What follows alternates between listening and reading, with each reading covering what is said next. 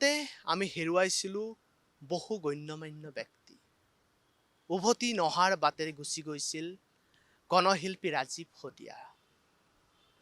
এই বৰ্ষটোতে 12 জানুৱাৰীৰ দিনটোত আহিছিল এই অনাকাংক্ষিত খবৰ, গণশিল্পী ৰাজীৱ শদিয়াৰ মৃত্যুৰ খবৰ।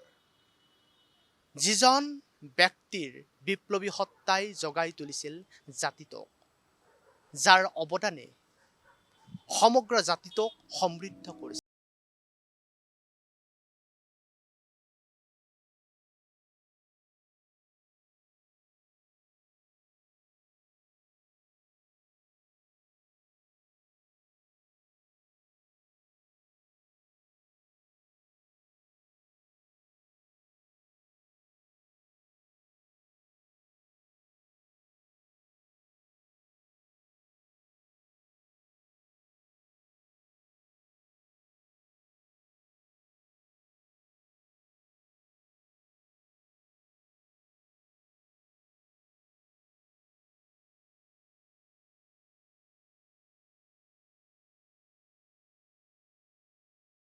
ঠিক তেনেদৰে 23 এপ্ৰিলত আহিছিল এক অনাকাংক্ষিত খবৰ, ফাইৰাও বসুমতাৰীৰ মৃত্যুৰ খবৰ, ওৰফে বসুদা, যাৰ অভিনয় বেহাৰবাৰী আউটপোষ্টত বিশেষ সমাদৰ লাভ কৰিছিল। আমোদ দি ভালপোৱা অভিনেতাজনে কন্দুৱাই গৈছিল সমগ্ৰ।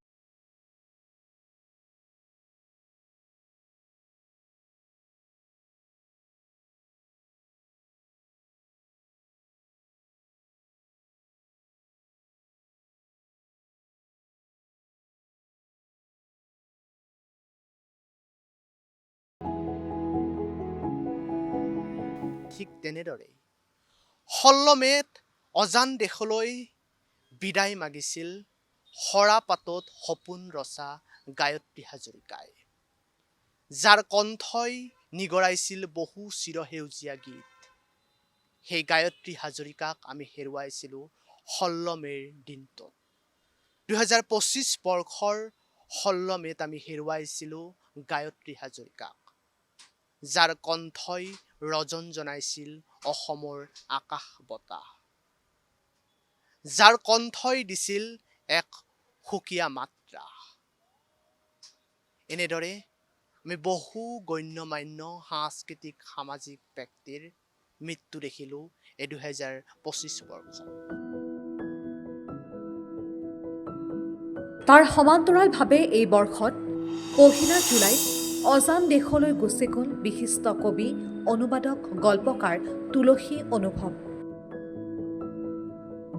যাৰ কলমত প্ৰাণ পাই উঠিছিল বহু অনবদ্য কাব্যগ্ৰন্থই, সমৃদ্ধ কৰিছিল অসমীয়াৰ সাহিত্যৰ পথাৰ। বিশিষ্ট নাট্যকাৰ,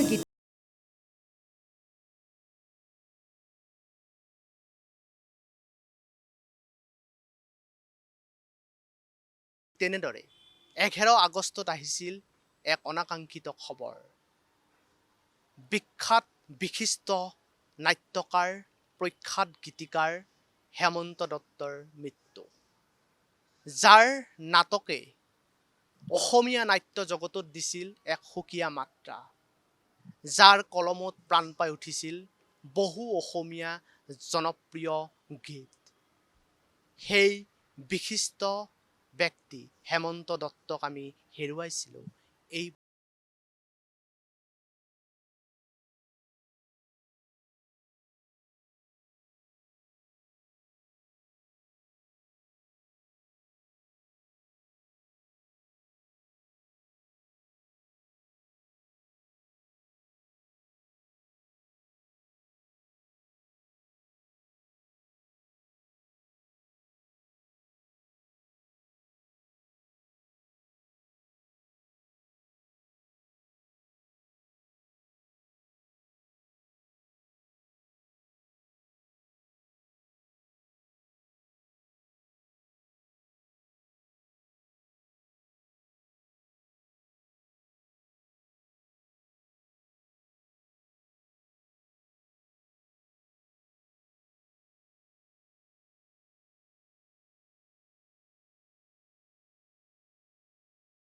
বৰ্ষ।